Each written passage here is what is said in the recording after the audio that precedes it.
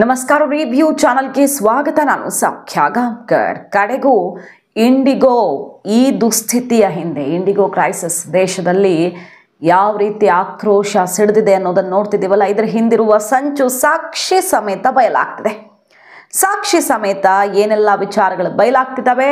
ಈಗ ಕೇಂದ್ರ ಸಚಿವರೇ ಏನಂತ ಹೇಳ್ತಿದ್ದಾರೆ, ಇಂಡಿಗೋಗೆ ಎಂಥ ಶಾಕ್ ಕಾದಿದೆ, ಇನ್ವೆಸ್ಟಿಗೇಷನ್ ಯಾವ ರೀತಿಯಲ್ಲಿ ಬಂಡವಾಳವನ್ನು ಬಯಲು ಮಾಡಲಿದೆ, ವಿದೇಶಿ ಕೈವಾಡ ಸ್ಪಷ್ಟವಾಗಿ ಬಿಡ್ತಾ. ಹಾಗಾದರೆ ಇಂಡಿಗೋ ಕ್ರೈಸಿಸ್ಗೆ ಸಂಬಂಧಪಟ್ಟಂತೆ ಪೈಲಟ್ಗಳೇ ಬಿಚ್ಚಿಟ್ಟ ಸೀಕ್ರೆಟ್ಸ್ ಏನೇನು, ಡೀಟೇಲ್ಸ್ ನಿಮ್ಮ ಮುಂದೆ ಇಡ್ತಾ ಹೋಗ್ತೀವಿ. ಮಿಸ್ ಮಾಡಿದ್ರೆ ನಮ್ಮ ಚಾನಲ್ನ ಸಬ್ಸ್ಕ್ರೈಬ್ ಮಾಡಿ, ನಿಮ್ಮ ಅಭಿಪ್ರಾಯ ಕಮೆಂಟ್ ಮಾಡಿ ತಿಳಿಸಿ. ಎಸ್ ವೀಕ್ಷಕರೇ, ಆಲ್ರೆಡಿ ಭಾನುವಾರ ಒಂದು ರಿಪೋರ್ಟ್ ಇಟ್ಟಿದ್ವಿ. ಮೋದಿ ಸರ್ಕಾರದ ವಿರುದ್ಧ ಯಾವ ರೀತಿ ಸಂಚಾಗ್ತಾ ಇದೆ, ಮೋದಿ ಸರ್ಕಾರ ನಡಗಿಸೋದಿಕ್ಕೆ TDP ಮಿನಿಸ್ಟರನ್ನು ಇಳಿಸೋದಿಕ್ಕೆ, NDA ಶೇಕ್ ಮಾಡೋದಕ್ಕೆ ವಿದೇಶಿ ಕೈವಾಡ ಮತ್ತು ಒಳಗಿನ ಟೋಲ್ ಕಿಟ್ಗಳು ಹೇಗೆ ಕೆಲಸ ಮಾಡಿವೆ, ಕರೆಕ್ಟಾಗಿ ಪುಟಿನ್ ಬಂದಿರೋ ಟೈಮಲ್ಲಿ ಹೆಂಗಾಗತ್ತೆ, ಇಷ್ಟು ದಿನ ಇಲ್ಲದೆ ಇರೋದು 18 ತಿಂಗಳು ಟೈಮ್ ಕೊಟ್ಟಿದ್ದಾರೆ ರೂಲ್ಸ್ ಚೇಂಜ್ ಮಾಡಿ, ಎಲ್ಲರೂ ಬೇರೆಯವರೆಲ್ಲ ಅಳವಡಿಸ್ಕೊಂಡಿದ್ದಾರೆ, ಇವ್ರಿಗೆ ಯಾಕೆ ಆಗ್ತಿಲ್ಲ ಅನ್ನೋ ಪ್ರಶ್ನೆ ಬಂತಲ್ವ, ಅದನ್ನು ನಿಮ್ಮ ಮುಂದೆ ಇಟ್ಟಿದ್ವಿ ಎಕ್ಸ್ಕ್ಲೂಸಿವ್ ಆಗಿ. ಈಗಂತೂ ನೀವೆಲ್ಲ ಕಡೆ ನೋಡ್ತಾ ಇದ್ದೀರಿ ಈ ಅನುಮಾನದ ಸುತ್ತ ಸುದ್ದಿ ಸಮಾಚಾರಗಳನ್ನು. ಇದು ತಂತಾನೇ ಆಯ್ತಾ, ಬೇಕಂತಲೇ ಸೃಷ್ಟಿಸಲಾಯ್ತಾ ಅನ್ನೋ ವಿಷಯ. ಆದರೆ ಈಗ ನೋಡಿ, ಸಾಕ್ಷಿಗಳೂ ಕೂಡ ತೆರೆದುಕೊಳ್ತಿವೆ ಒಂದೊಂದೇ. ಕೆಲವರೆಲ್ಲ ನಿನ್ನೆ ನಾವು ಮಾಡಿದ ವಿಡಿಯೋಗೆ ಇದೇನು ಲಾಜಿಕ್ಕೇ ಇಲ್ಲ, ಮೋದಿ ಸರ್ಕಾರನ ಒಂದು ಸಂಸ್ಥೆ ಮೂಲಕ, ಇಂಡಿಗೋ ವಿಮಾನ ಸಂಸ್ಥೆ ಮೂಲಕ ಬೀಳ್ಸೋಕ್ಕಾಗತ್ತಾ, ಪುಟಿನ್ ಬಂದಾಗ ಆಯಿತು ಒಂದು ಮಾತ್ರಕ್ಕೆ ಇದು ಪ್ರೀ ಪ್ಲ್ಯಾನ್ಡ್ ಅನ್ನೋ ರೀತಿಯಲ್ಲಿ ಏನು ಅಂಧ ಭಕ್ತರು ಮತ್ತೊಂದು ಮಗದು ಕೆಲವರಿಗಿರುವಂಥ ಪ್ರಶ್ನೆಗಳಲ್ವಾ ಇದು. ಸರಿ, ಹಾಗಾದರೆ ನಿಮ್ಮ ಪ್ರಶ್ನೆಗಳಿಗೆ ಉತ್ತರ ಇಲ್ಲಿ ಸಿಗ್ತಾ ಹೋಗುತ್ತೆ ನೋಡಿ, ಅದನ್ನು ನೋಡ್ತಾ ಹೋಗೋಣ ಒನ್ ಬೈ ಒನ್. ನಾವು ಮೊದಲನೇದಾಗಿ ಈ ಇಂಡಿಗೋದಲ್ಲಿ CEO ಡಚ್ ಪ್ರಜೆ, ವಿದೇಶಿ ಮೂಲದ CEO, ಆತನನ್ನು ಕಿತ್ತು ಬಿಸಾಕೋದಕ್ಕೆ ಈಗ ಸರ್ಕಾರ ಕಟ್ಟುನಿಟ್ಟಿನ ಕ್ರಮನೂ ಕೈಗೊಳ್ತಾ ಇದೆ. ಒಂದು ಇನ್ವೆಸ್ಟಿಗೇಷನ್ ಕಮಿಟಿಯನ್ನು ಮಾಡಲಾಗಿದೆ. ಅದನ್ನು ಏವಿಯೇಷನ್ ಮಿನಿಸ್ಟರೇ ಹೇಳ್ತಾ ಇದ್ದಾರೆ ಸ್ಪಷ್ಟವಾಗಿ. ಅವ್ರ ಮಾತುಗಳನ್ನು ನೀವು ಕೇಳಿಸ್ಕೊಳ್ಬಹುದು. ಬೇರೆಯವರು ಎಲ್ಲರೂ ಕೂಡ 18 ತಿಂಗಳು ಅಂದರೆ 1.5 ವರ್ಷ ಟೈಮ್ ಕೊಟ್ಟಿದ್ದಾರೆ. ಹೊಸ ರೂಲ್ಸು, ರಜೆ, ಅವರ ವರ್ಕಿಂಗ್ ಅವರ್ಸು 8 ಗಂಟೆ, ಅದಕ್ಕಿಂತ ಹೆಚ್ಚಿಗೆ ಸಮಸ್ಯೆ ಆಗುತ್ತಲ್ಲ, ಒತ್ತಡ ಆಗುತ್ತೆ ಪೈಲಟ್ಗಳಿಗೆ, ಕ್ಯಾಬಿನ್ ಕ್ರೂ. ಆ ಒತ್ತಡದಲ್ಲಿ ಕೆಲಸ ಮಾಡಿದ್ರೆ ಜನರ ಜೀವದ ಜೊತೆ ಆಟ ಆಡ್ದಂಗಲ್ವಾ, ಫ್ಲೈಟ್ ಹೆಚ್ಚು ಕಡಿಮೆ ಆಗೋದಕ್ಕೆ ಅದು ಕಾರಣ ಆಗಲ್ವಾ ಅನ್ನೋ ಕಾರಣಕ್ಕೆ ಸರ್ಕಾರ ಬಹಳಷ್ಟು ಬದಲಾವಣೆಗಳನ್ನು ತಂದಿದೆ. ಬೇರೆಯವರೆಲ್ಲ ಇಂಪ್ಲಿಮೆಂಟ್ ಮಾಡ್ಕೊಂಡಿದ್ದಾರೆ, ಇವ್ರಿಗೆ ಮಾತ್ರ ಯಾಕಾಗಿಲ್ಲ ಅಂತಾನೆ ಅಲ್ವಾ ಮಿನಿಸ್ಟರ್ ಕೂಡ ಅದನ್ನೇ ಕೇಳ್ತಿದ್ದಾರೆ. ಈಗ ಇನ್ವೆಸ್ಟಿಗೇಷನ್ ನಡೆಯುತ್ತೆ, ಯಾರೊಬ್ಬರನ್ನು, ಇದಕ್ಕೆ ಕಾರಣ ಆಗಿರುವ ಯಾರೊಬ್ಬರನ್ನು ಕ್ಷಮಿಸುವ ಅಥವಾ ಅವರನ್ನು ಬಿಡುವಂಥ ಪ್ರಶ್ನೆಯೇ ಇಲ್ಲ. ಕಮಿಟಿ ಸ್ಟ್ರಿಕ್ಟ್ ಆ್ಯಕ್ಷನ್ ಅನ್ನು ತಗೊಳುತ್ತೆ. ಇನ್ವೆಸ್ಟಿಗೇಷನ್ ಬಳಿಕ ರಿಪೋರ್ಟು ಸರ್ಕಾರಕ್ಕೆ ಸಬ್ಮಿಟ್ ಆಗುತ್ತೆ. ಈ ಸೆಷನ್ ಹೊತ್ತಲ್ಲಿ ಒಂದು ಬಿಲ್ ಬಂದರೂ ಆಶ್ಚರ್ಯ ಇಲ್ಲ, ಆ ನಿಟ್ಟಿನಲ್ಲೂ ಚರ್ಚೆ ಆಗ್ತಿದೆ. ಯಾಕಂದರೆ ಇದು ಇತಿಹಾಸದಲ್ಲಿ, ದೇಶದಲ್ಲಿ ಮೊಟ್ಟ ಮೊದಲ ಬಾರಿಗೆ ಇಂಥದ್ದೊಂದು ಕ್ರೈಸಿಸ್ ಆಗಿದ್ದು, ಇಂಥದ್ದೊಂದು ಸಮಸ್ಯೆ ಆಗಬಹುದು ಅಂತ ಊಹಿಸೋದಕ್ಕಾಗದ ರೀತಿಯಲ್ಲಿ ಸಮಸ್ಯೆ ಸೃಷ್ಟಿಯಾಗಿದೆ. ಸೊ ಈಗ ಕಾನೂನಿನ ಮೂಲಕ, ಬಾಯಿ ಮಾತಲ್ಲ, ದಂಡ ಅಲ್ಲ, CEO ಕಿತ್ತಾಕೋದಷ್ಟೇ ಅಲ್ಲ, ಕಾನೂನಿನ ಮೂಲಕ ಎಲ್ಲರೂ ಕೂಡ ಅದನ್ನು ಪಾಲಿಸೋ ರೀತಿಯಲ್ಲಿ ನಿಯಮ ಕಾಯ್ದೆ ಬರುತ್ತೆ, ಡೌಟೇ ಇಲ್ಲ. ಸೈಲೆಂಟಾಗಿ ವಾಚ್ ಮಾಡ್ತಿದೆ ಸರ್ಕಾರ, ಎಲ್ಲಿ ಹೊಡಿಬೇಕೋ ಅಲ್ಲಿ ಹೊಡೆಯುತ್ತೆ, ಡೌಟೇ ಇಲ್ಲ. ಇದರ ನಡುವೆ ನೋಡಿ ಈಗ ವಿಷಯ, ಟರ್ಕಿ ಕೈವಾಡ ಈ ಕ್ರೈಸಿಸ್ಸಲ್ಲಿ ಇದೆಯಾ? ಟರ್ಕಿ ಶೇರ್ಸ್ ಏನಿಲ್ಲ ಇಂಡಿಗೋದಲ್ಲಿ, ಅವರು ಡೈರೆಕ್ಟ್ ಪಾರ್ಟ್ನರ್ ಅಂತ ಹೇಳೋಕ್ಕಾಗಲ್ಲ, ಆದರೆ ಆಪರೇಷನಲ್ ಪಾರ್ಟ್ನರ್ಸು. ಅಂದರೆ ಅವರ ಜೊತೆಗೆ ಇಂಡಿಗೋ ಕೋಡ್ ಶೇರ್ ಇದೆ, ಸೀಡ್ಸು, ಕ್ರೂ ಮ್ಯಾನೇಜ್ ಮಾಡೋದಕ್ಕೆ ಇಂಟರ್ನ್ಯಾಷನಲ್ ಫ್ಲೈಟ್ಸಲ್ಲಿ ಆಪರೇಷನಲ್ ಪಾರ್ಟ್ನರ್ ಟರ್ಕಿ. ಹಾಗಾಗಿ ಇದೊಂದು ಪ್ರಮುಖವಾದ ವಿಚಾರ. ಅದು ಕೂಡ ದೊಡ್ಡ ಮಟ್ಟದಲ್ಲಿ ಇಂಡಿಗೋ ಜೊತೆಗೆ ಸಾಥ್ ಕೊಡ್ತಿರುವಂಥ ಟರ್ಕಿಶ್ ಮೂಲದ ಕಂಪನಿಗಳು ಏನಾದರೂ ಕೈವಾಡ ಇದೆಯಾ ಅನ್ನೋದು ಒಂದು ಚರ್ಚೆ ಆಗ್ತಿದೆ. ಅದೊಂದು ಆಯಾಮ. ಅದು ಬಿಡಿ, ಮುಂದಕ್ಕೆ ಹೋಗೋಣ. ಏನೇನಾಗಿದೆ ಒಳಗಡೆ, ಸೀನಿಯರ್ ಮೆಂಬರ್ಸು, ಪೈಲಟ್ಸೇ ಓಪನ್ ಲೆಟರಲ್ಲಿ ಇಟ್ಟಿರುವಂಥ ಸತ್ಯಗಳು ಏನೇನು ಎಲ್ಲ ಅಸಲಿ ಪಿಕ್ಚರನ್ನೇ ತೆಗೆದಿಟ್ಬಿಡುತ್ತೆ. ಇನ್ನೊಂದ್ಸಲ ಹೇಳ್ಬಿಡ್ತೀನಿ, ಟರ್ಕಿ ರೋಲ್ ಏನು, ಯಾವ ರೀತಿ ಆಪರೇಷನಲ್ ಪಾರ್ಟ್ನರ್ ಅಂತ ಕೇಳಿದ್ರೆ, ಕೋಡ್ ಶೇರ್ ಅಗ್ರಿಮೆಂಟ್ ಅಂದರೆ ಎಕ್ಸ್ಪ್ಯಾಂಡಿಂಗ್ ಯುರೋಪಿಯನ್ ರೀಚು, ಮತ್ತು ವೆಟ್ಲೀಸ್ ಅರೇಂಜ್ಮೆಂಟ್ಸನ್ನು ಮಾಡ್ತಿತ್ತು. ಟರ್ಕಿಶ್ ಈ ಪ್ಲೇನ್ಸ್ ಮತ್ತು ಕ್ರೂವನ್ನು ಪ್ರೊವೈಡ್ ಮಾಡೋದು, ಇಂಡಿಯಾ ಇಸ್ತಾಂಬುಲ್ ರೂಟಲ್ಲಿ ಇವರು ಕ್ರೂ ಮತ್ತು ಪ್ಲೇನ್ಸನ್ನು ಪ್ರೊವೈಡ್ ಮಾಡೋ ರೀತಿ ಒಪ್ಪಂದ ಇದೆ. ಸುಮಾರು ಬೇರೆ ಬೇರೆ ಆಪರೇಷನ್ ಪಾರ್ಟ್ನರ್ಶಿಪ್ ಇದೆ. ಇದಿಷ್ಟು ಟರ್ಕಿಯ ಪಾತ್ರ ಏನಿದೆ ಇಂಡಿಗೋದಲ್ಲಿ ಅನ್ನೋ ವಿಷಯ ಅಲ್ವಾ. ಈಗ ಲೆಟರ್ ಬರೆದಿದ್ದಾರೆ ನೋಡಿ. ಈ ಲೆಟರಲ್ಲಿ ಏನಿದೆ ಹಾಗಾದರೆ, ಸೀನಿಯರ್ ಮೆಂಬರ್ಸು ಪೈಲಟ್ಸು ಏನೇನಾಗಿತ್ತು ಒಳಗಡೆ ಅನ್ನೋದನ್ನು ತೆರೆದಿಟ್ಟಿದ್ದಾರೆ. ಓಪನ್ ಲೆಟರಲ್ಲಿ ತೆರೆದಿಟ್ಟಿದ್ದು ಇದು ಏವಿಯೇಷನ್ ಇಂಡಸ್ಟ್ರಿಯನ್ನು ಶೇಕ್ ಮಾಡ್ತಿದೆ. ಏನಾಗ್ತಿದೆ ಒಳಗಡೆ ಅಸಲಿಯತ್ತು, ಸರ್ಕಾರದ ಗಮನಕ್ಕೆ ಬರದಂತೆ ಇಂಡಿಗೋದ ಒಳಗಡೆ ಏನೇನು ನಡೆಸಲಾಗಿತ್ತು ಮ್ಯಾನೇಜ್ಮೆಂಟ್ ಲೆವೆಲಲ್ಲಿ ಅನ್ನೋದು ಈಗ ಬಟಾಬಯಲಾಗ್ತಾ ಹೋಗ್ತಿದೆ ನೋಡಿ.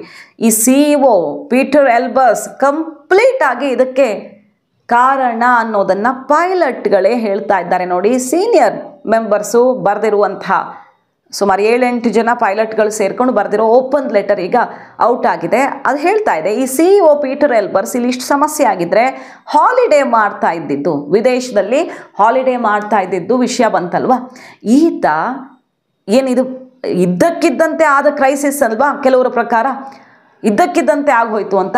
ಅಸಲಿಯತ್ತದಲ್ಲ, ತುಂಬ ದಿನಗಳಿಂದ ಸಮಸ್ಯೆ ಇತ್ತು, ಆದರೂ ಅದು ಹೊರಗಡೆ ಬರದಂತೆ ಇವರು ಜನರಿಂದ ಬುಕ್ಕಿಂಗ್ ಮಾಡಿಸ್ಕೊಂಡು 2-3 ತಿಂಗಳಿಂದ ಕೋಟಿ ಸಂಗ್ರಹ ಮಾಡಿಟ್ಕೊಂಡಿದ್ದು ಯಾಕೆ? ಈ ಪೀಟರ್ ಎಲ್ಬರ್ ಟಾಪ್ ಮ್ಯಾನೇಜ್ಮೆಂಟ್ನ ಕೆಲವು 5-6 ಮೆಂಬರ್ಸು ಡೈರೆಕ್ಟ್ಲಿ ಇದಕ್ಕೆ ಕಾರಣ ಅಂತ ಹೇಳ್ತಿದ್ದಾರೆ ನೋಡಿ.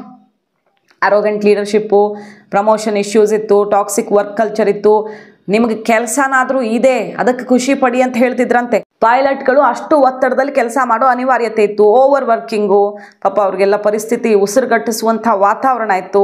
ಮತ್ತು ಯಾರಿಗೆ ಪ್ರಮೋಷನ್ ಅರ್ಹತೆ ಇಲ್ವೋ ಅಂಥವ್ರಿಗೆ ಪ್ರಮೋಷನ್ನು, ಇದೆಲ್ಲ ಕಾಮನ್ ಕಂಪ್ಲೇಂಟ್ಸು. ಇಂಥದ್ದಾಗ್ತಿದೆ ಅಂತ ತಾನೇ ಈಗ ಕೇಂದ್ರ ಸರ್ಕಾರ ರೂಲ್ಸನ್ನು ಚೇಂಜ್ ಮಾಡಿದ್ದು.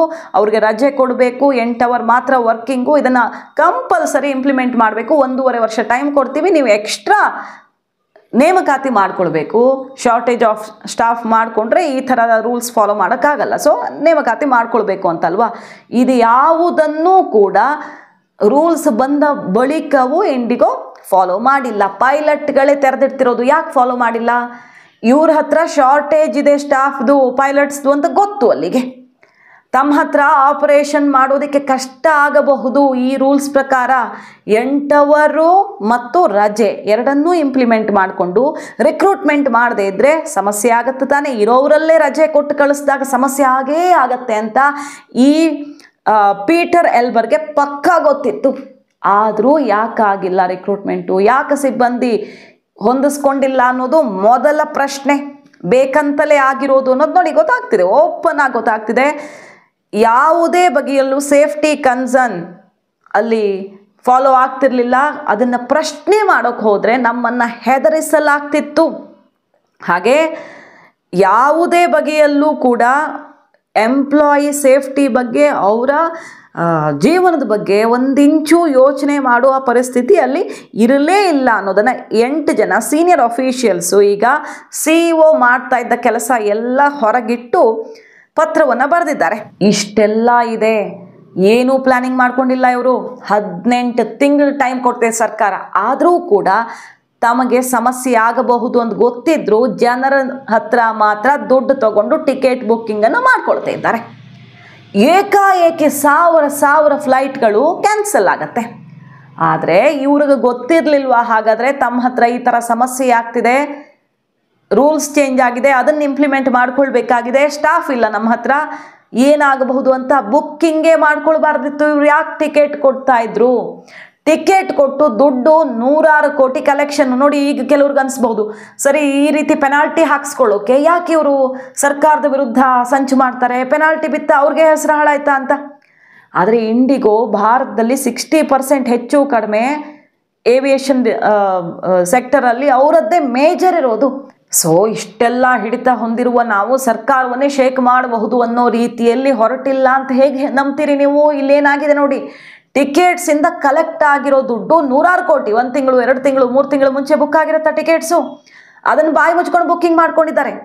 ಯಾಕೆ ಮಾಡ್ಕೊಂಡ್ರು ಇವರು? 100 ಕೋಟಿ ಕಲೆಕ್ಷನ್ ಆಯಿತು. ಈಗ ಪೆನಾಲ್ಟಿನ ಏನು ಇಷ್ಟೆಲ್ಲ ದುಡ್ಡು ಕಟ್ಟಿದ್ರೆ ಅವರು ರೀಫಂಡ್ ಮಾಡೋದು, ಜನ ಕೊಟ್ಟಿರೋ ದುಡ್ಡು ರೀಫಂಡ್ ಮಾಡೋದಕ್ಕೂ ಸರ್ಕಾರ ಮಧ್ಯಪ್ರವೇಶ ಮಾಡಿ ಚಾಟಿ ಏಟು ಕೊಟ್ಟ ಮೇಲೆ 610 ಕೋಟಿ ನಿನ್ನೆ ರೀಫಂಡ್ ಮಾಡೋದಕ್ಕೆ ಒಪ್ಕೊಂಡಿದ್ದಾರೆ. ಅದು ಲೇಟು, 1 ವಾರ ಆಗೋಯ್ತು.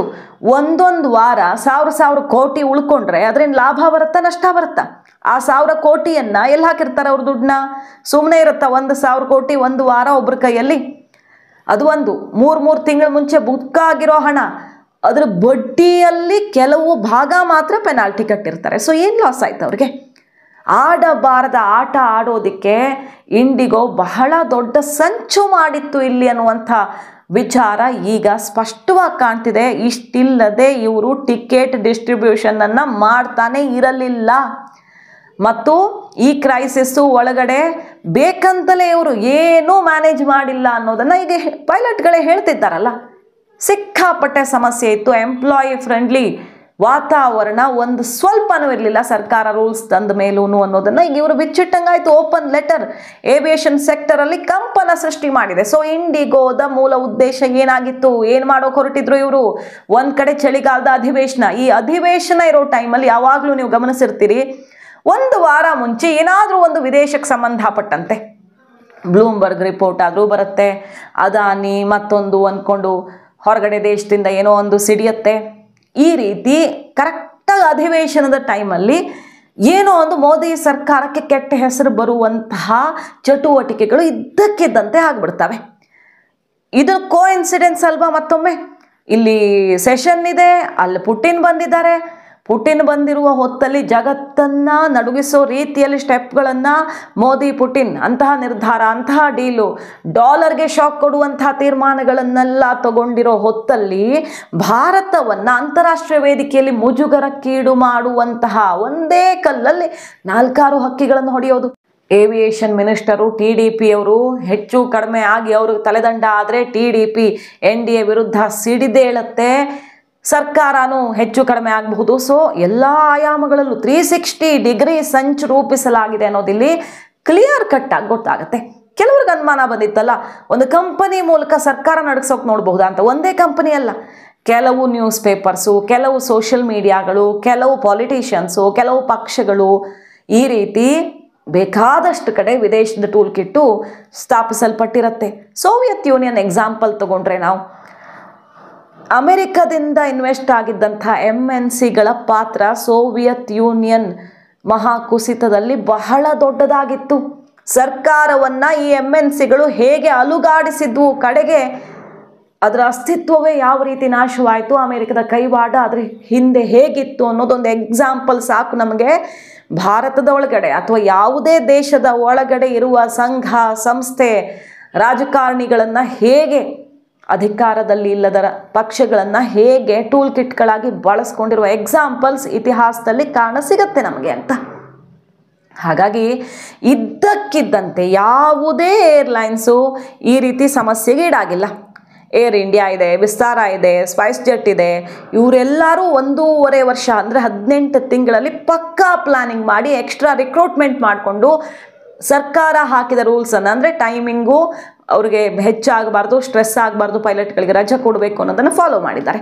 ಇವ್ರಿಗೆ ಮಾತ್ರ ಹೇಗಾಗಿಲ್ಲ ಅನ್ನೋದು ಮೊದಲನೇ ಪ್ರಶ್ನೆ. ಆದರೆ ಆಗಿಲ್ಲ ಅನ್ನೋದು ಗೊತ್ತಾದ ಮೇಲೂ ಟಿಕೆಟ್ ಬುಕ್ಕಿಂಗ್ ಯಾಕೆ ಮಾಡಿದ್ರು ಅನ್ನೋದು ಎರಡನೇ ಪ್ರಶ್ನೆ. ಸಿಂಪಲ್ ಆಗಿ ಕಾಣುತ್ತಿಲ್ಲಿ ಸಂಪೂರ್ಣ ಸಂಚು ರೂಪಿತವಾಗಿದೆ. ಇಂಟರ್ನ್ಯಾಷನಲ್ ಲೆವೆಲಲ್ಲಿ ಭಾರತದಲ್ಲಿ ಒಂದು ಕರೆಕ್ಟ್ ಆಗಿರೋ ಟ್ರಾನ್ಸ್ಪೋರ್ಟ್ ಸಿಸ್ಟಮ್ ಇಲ್ಲ. ಅದರಲ್ಲೂ ಈ ರೀತಿಯಲ್ಲಿ ವಿಮಾನ ನಿಲ್ದಾಣಗಳು, ಬಸ್ ಸ್ಟ್ಯಾಂಡ್ಗಿಂತ ಕಡೆಯಾದ ಚಿತ್ರಗಳು, ದೃಶ್ಯಗಳು ಜಾಗತಿಕವಾಗಿ ಜಗತ್ತಿನೆಲ್ಲೆಡೆ ವೈರಲ್ ಆಗಿ ಭಾರತಕ್ಕೆ, ಮೋದಿ ನಾಯಕತ್ವಕ್ಕೆ ಮುಜುಗರ ತಂದಿಡಬೇಕು, ದಂಗೆ ಎಬ್ಬಿಸ್ತೀವಿ, ಜೆನ್ಸಿ ಸಿಡಿದೇಳೋ ಥರ ಮಾಡ್ತೀವಿ ಅಂತ ಅಂದುಕೊಳ್ತಿರುವಂಥ ಉದ್ದೇಶಗಳಂತೂ ಯಾರ್ದು ಈಡೇರಲಿಲ್ಲ. ಟ್ಯಾರಿಫು, ಟ್ರೇಡ್ ವಾರ್ಗಳು ಏನೂ ಮಾಡೋದಕ್ಕಾಗಲಿಲ್ಲ. ಪಾಕಿಸ್ತಾನದ ಮೂಲಕ ನಡೆದಂತಹ ಹುನ್ನಾರ ಕೂಡ ವಿಫಲ ಆಯಿತು. ಚೀನಾ ಕೂಡ ಭಾರತವನ್ನು ಶೇಕ್ ಮಾಡೋಕ್ಕಾಗಲಿಲ್ಲ. ಚೀನಾದ ಮಿಲಿಟ್ರಿಯನ್ನು ಕಂಡು ಕೇಳರಿಯದಂತೆ ಗಲ್ವಾನ್ ಸಂಘರ್ಷ ನೆನಪಿರಬೇಕು, ಹಿಮ್ಮೆಟ್ಟಿಸಿತ್ತು ಭಾರತ. ಅವರ ಸೈನಿಕರು ಲೆಕ್ಕವಿಲ್ಲದಷ್ಟು ಸತ್ತು ಬಿದ್ದರು. ಅಂಥದ್ದೊಂದು ಸೋಲನ್ನು ಚೀನಾ ಇತ್ತೀಚಿನ ವರ್ಷಗಳಲ್ಲಂತೂ ನೋಡೇ ಇಲ್ಲ. ಇದೆಲ್ಲವನ್ನು ಮಾಡಿದ ಭಾರತವನ್ನು ಇನ್ನು ಹೆಂಗೆ ಕಟ್ಟಾಕೋದು? ಈ ರೀತಿ ಒಳಗಿನವರನ್ನೇ ಬಳಸ್ಕೊಂಡು ಹೊಸ ಹೊಸ ಪ್ರಯೋಗಗಳು, ಹೆಂಗೆ ಅಂದರೆ ಇತಿಹಾಸದಲ್ಲಿ ಯಾವತ್ತೂ ಆಗಿರಬಾರ್ದು, ಇದ್ರ ಗೆಸ್ಸು ಇರಬಾರ್ದು, ಮೊದಲೇ ತಯಾರಿ ಮಾಡ್ಕೊಳ್ಳೋದಕ್ಕೆ ಅಂತಹ ಪ್ಲ್ಯಾನ್ಗಳು ದೇಶದ ಒಳಗಡೆ ಪ್ಲ್ಯಾಂಟ್ ಆಗ್ತಿದ್ದಾವೆ.